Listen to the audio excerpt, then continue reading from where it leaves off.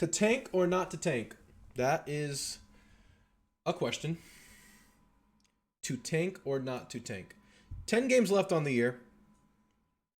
It seems the fan base, or at least Twitter, it's good representation, right? It seems the fan base has gone much more in the way of wanting to tank.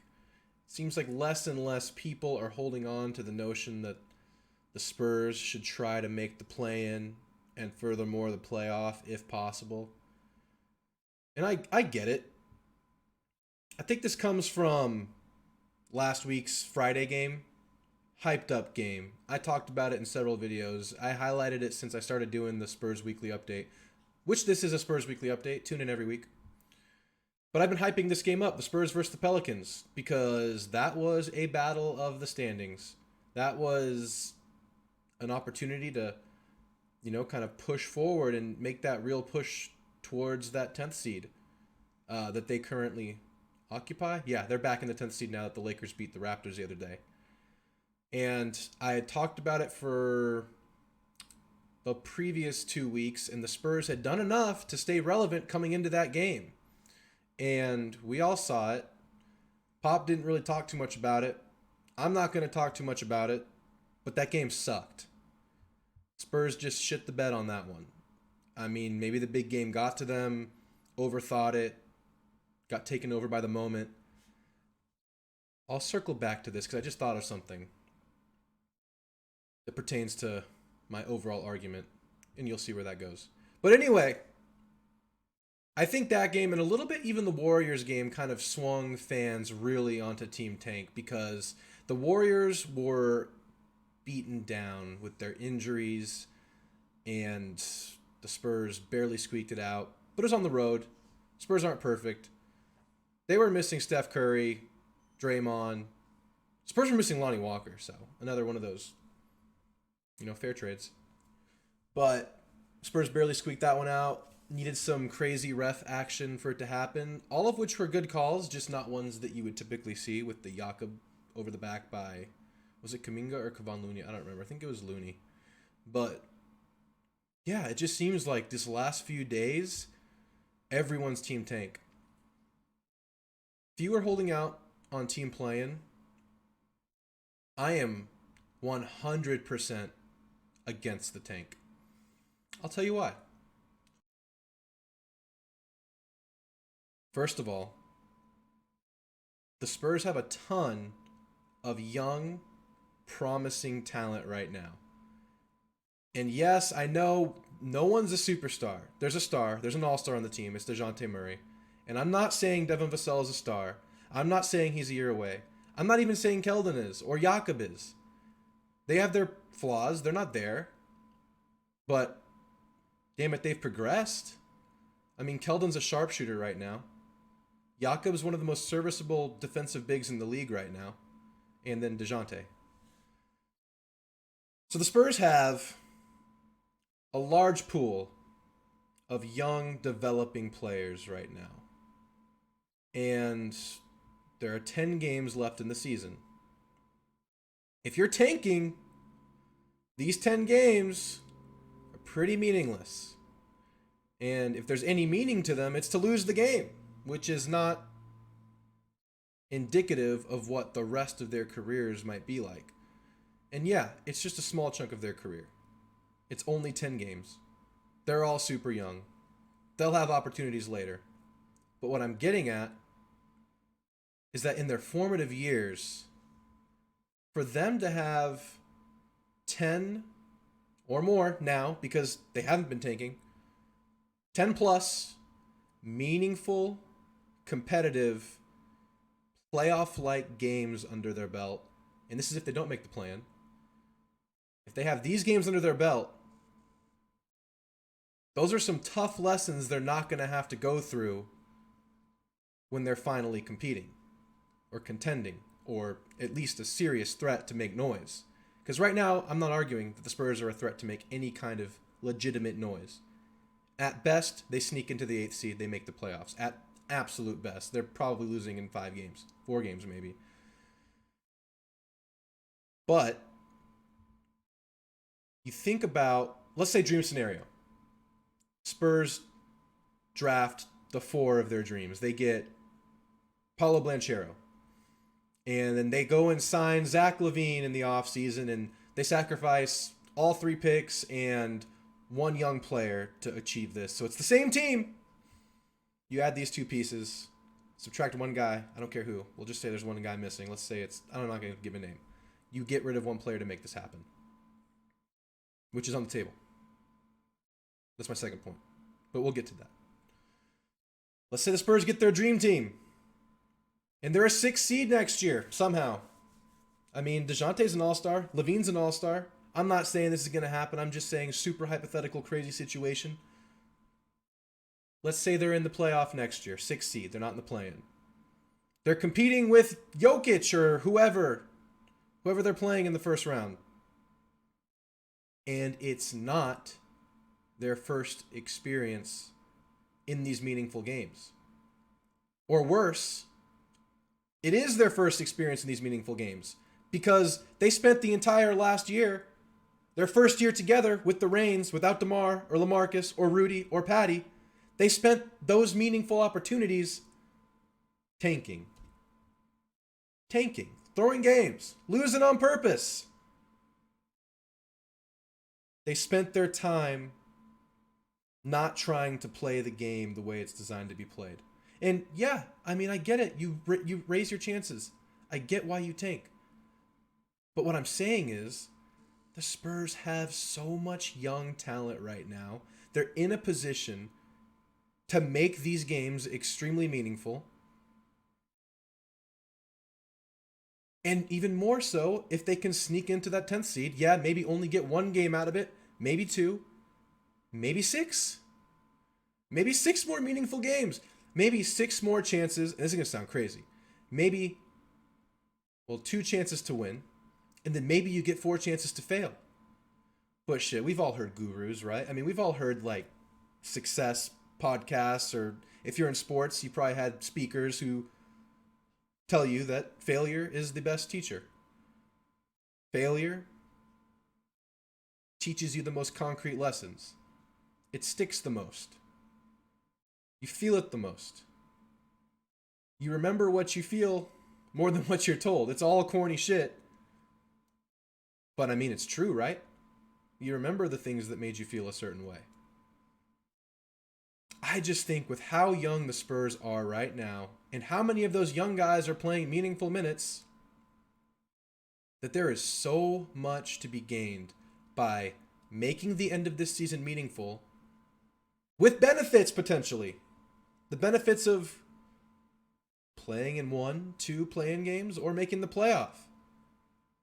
I mean, why not get these young guys that feather in their cap now?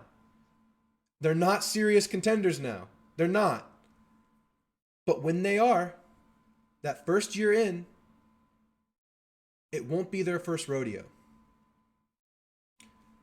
Point number 2. The Spurs got pieces, baby. The Spurs can wheel and deal in the draft. Before the draft. After the draft. The Spurs have put themselves in a position to make trades, and they've shown they're not afraid to make trades now. Brian Wright, you sly dog, making moves like we've never seen before. I mean, come on now. He's given us some room for hope on this. Derek White. Bye-bye, Bryn. Dude, that Bryn thing was a finesse. Re-sign him only to trade him a couple months later and get draft pick. I mean, delicious. I think that the Spurs, if they really want someone who's maybe not top 3, but top 8, that could be had when you have 3 first-round picks, hopefully. Raptors are scaring me a little bit. If the Raptors fall out of the playoffs, the pick's going away. But 3 first-round picks and a high second, because the Lakers, they won the other day against the Raptors, but they're losing a shit ton of games. That second-round pick might just become a top 40 pick. And that thing has some value. That might be the Spurs' second pick of the year if they trade their first 3 picks. Because if you tell me you're going to trade, what are the Spurs going to end? 9th, 12th, somewhere in there. I don't know. Whatever the Spurs end with. Maybe they make the playoffs and it's like the 16th pick. Whatever. If you have 3 first rounders and a bunch of young guys, I don't care who it is, you move one of them and you really want someone else, they can make that happen. The Spurs are in position to make that happen right now. They don't need to tank to get that one pick. They don't. With all of that capital, they can make moves to move up. The Spurs don't have to tank to get the guy they want unless they really are adamant on getting a top 3 pick. But I don't think the Spurs have ever been like that, because when the Spurs have made their draft picks in the last few years, they haven't even gotten the best guy available. They get who they want. It doesn't always work out, Luka Samanic. But I mean, Primo looks pretty good. Anyway, that's my second point. The Spurs can wheel and deal to get the young player that they really, really want. Anyway, I was going to circle back to a couple of things I had thought about on the fly and a couple things that I think kind of support the points I'm making here.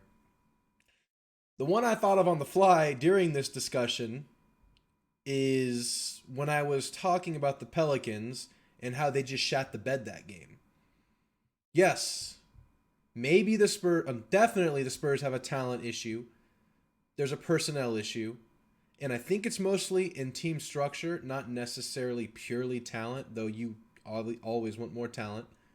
But I think it's a lot of team structure-wise where the Spurs are deficient.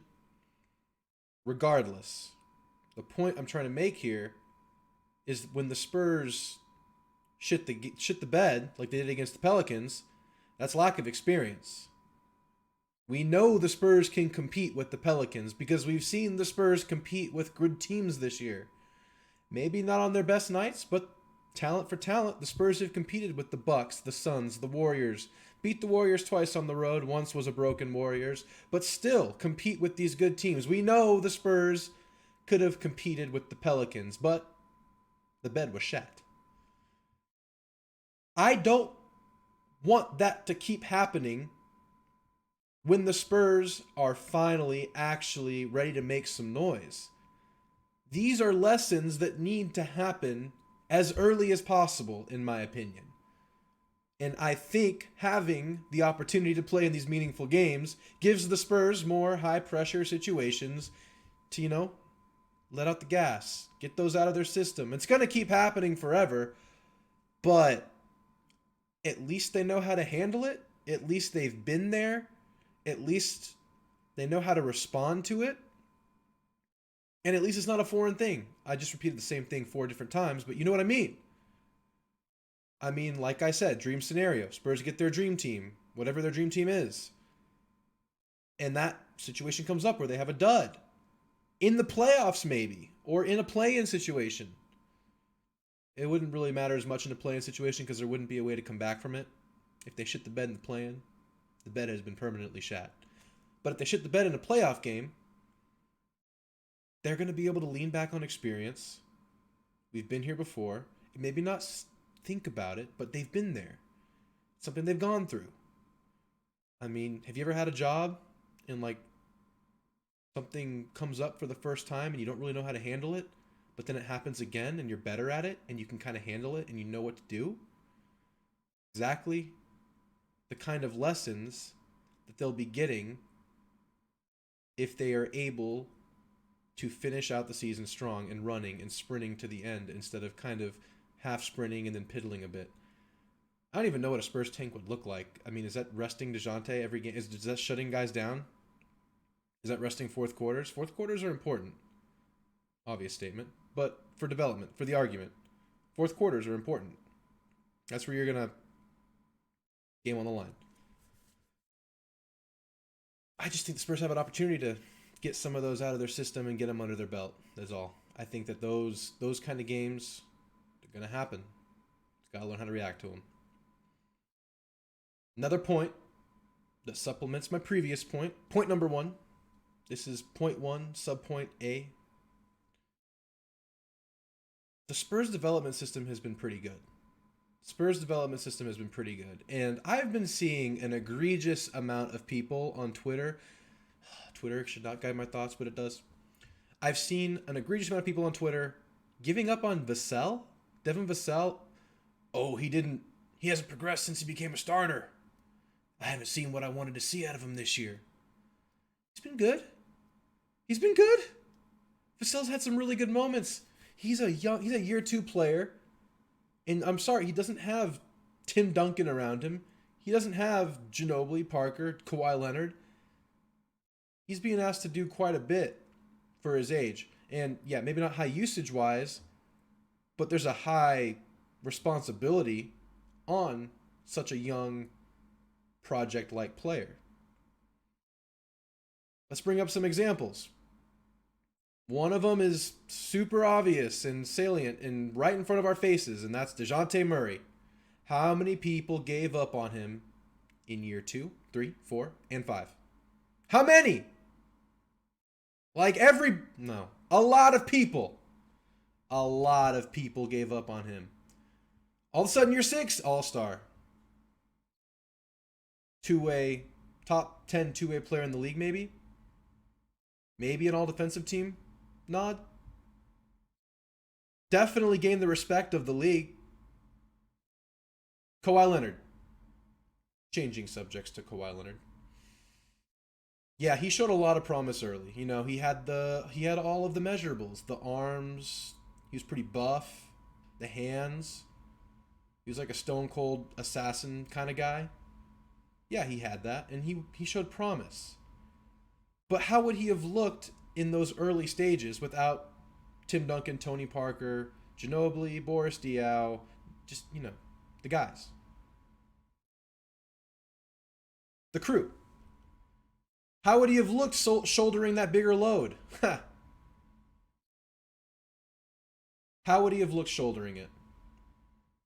Not as good at those younger ages before he developed all of his junk that he eventually did. I mean, what was he early? Great defensive player from the start. Can't deny that. Amazing defense from rookie year. Offensively, not much. He had that little pop-a-shot put back on those rebounds. He had a corner 3 now and then.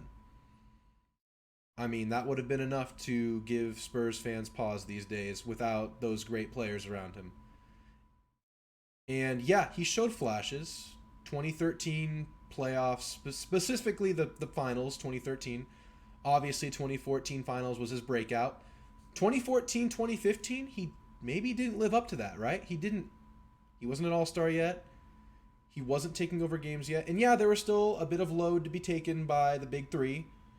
Gotta stop that. Anyway, they were taking a bigger load. And then finally, 16-17, Kawhi the all-star. But hey, the point is it takes time, right? That's the point. It takes time for the Spurs to develop their players and maybe for the players to be comfortable with the Spurs system, because it's not like, this is going to sound stupid, but it's not like a young kid's system. It's not like a go out there and just play basketball kind of thing. I mean, they handle life outside of basketball. Obviously, the team-oriented thing. Coach Pop, that's a lesson in itself. So we've heard time and time again. There's a lot to take in with the Spurs system. And now people going to the G League, and that's another, hurdle they have to overcome and conquer. Keldon Johnson. He's only in year 3, I think. I may have just butchered that, but I think he's in year 3. I mean, how much has he developed? Yeah, he's not perfect. No one's saying he's a superstar, but he's a sharpshooter now. I mean, what the hell? I had zero faith in this guy's shooting 1 year ago. Zero faith. This guy was just a hustle, round mound of rebound kind of guy who would get you putbacks, drives, hustle plays, and definitely had a problem with tunnel vision. But he's shooting like 5-6 threes a game, and he's like top 10 in the league in percentage now. I mean, that's development. Year 3.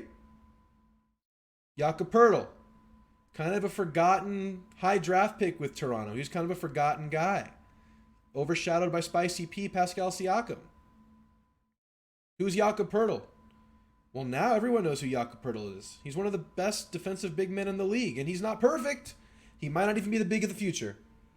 But hasn't he improved so much since he's gotten here? Is this not clearly his best year yet? Same with Keldon and DeJounte. So all I'm saying is a little bit of patience with these young guys and a little bit more experience. Back to point one. A little bit of patience and experience with these young guys. I mean, who the hell knows what they could be? Who the hell knows what Primo and Vassell could be? Trey Jones is flashing this year. I mean, who the hell knows? Not guaranteeing anything. I'm not placing bets here, but I would place a bet that at least one more reaches that DeJounte level. At least one. I mean, if you could tell me one of those guys would become an all-star, I'd take that to the bank.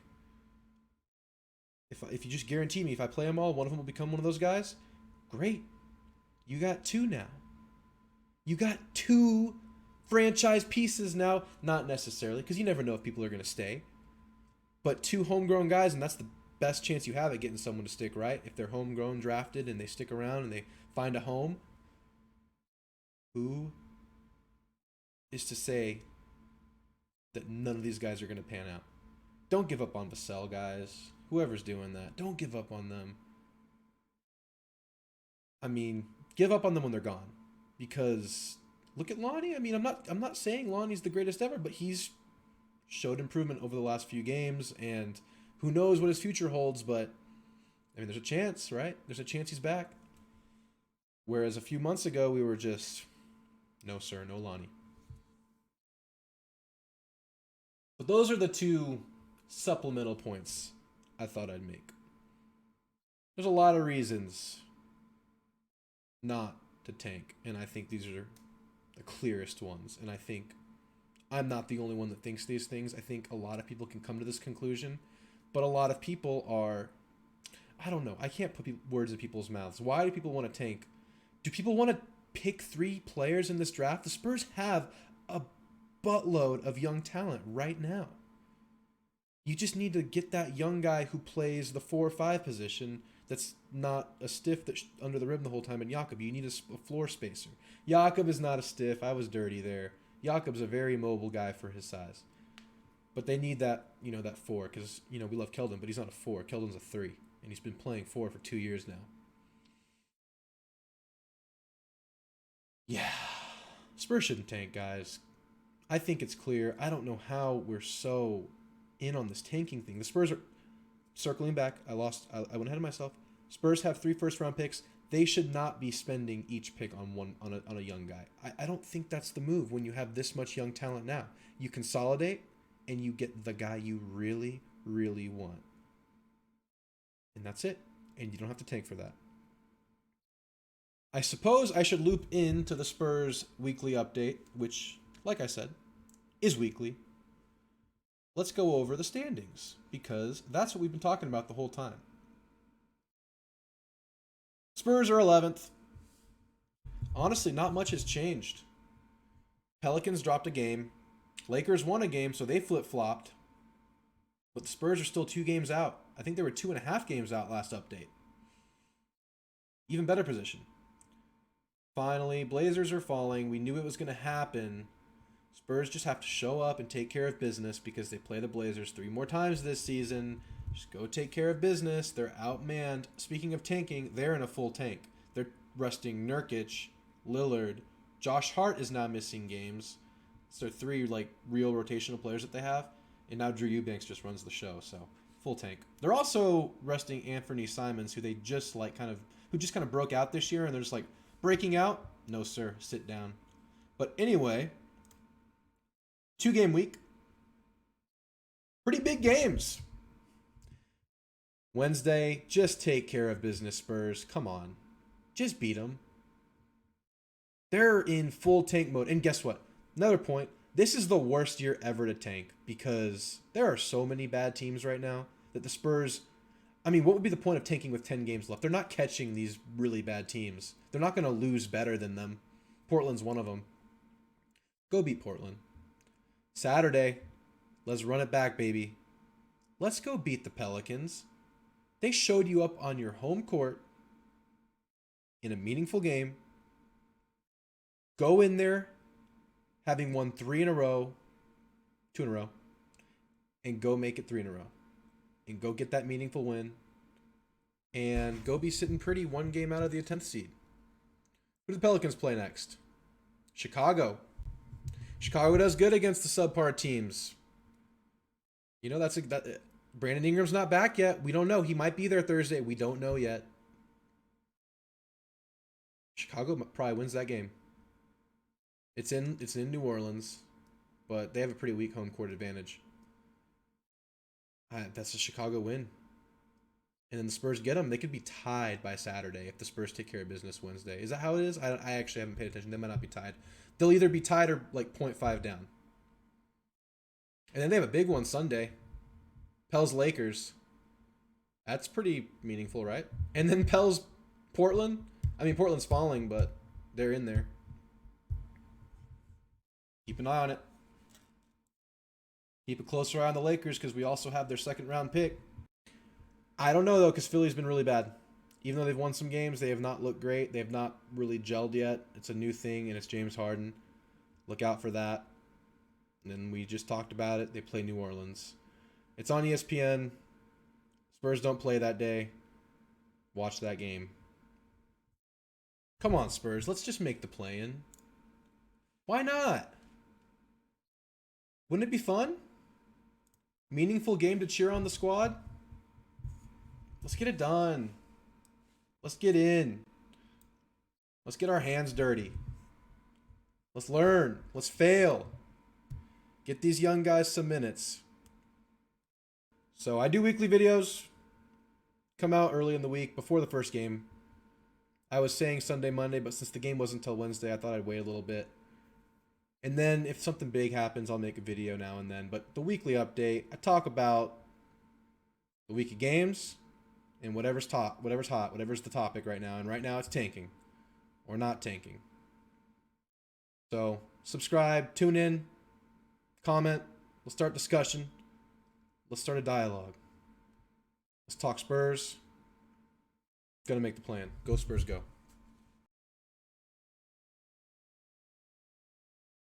I feel like this is an important discussion, so I whip out the Timmy.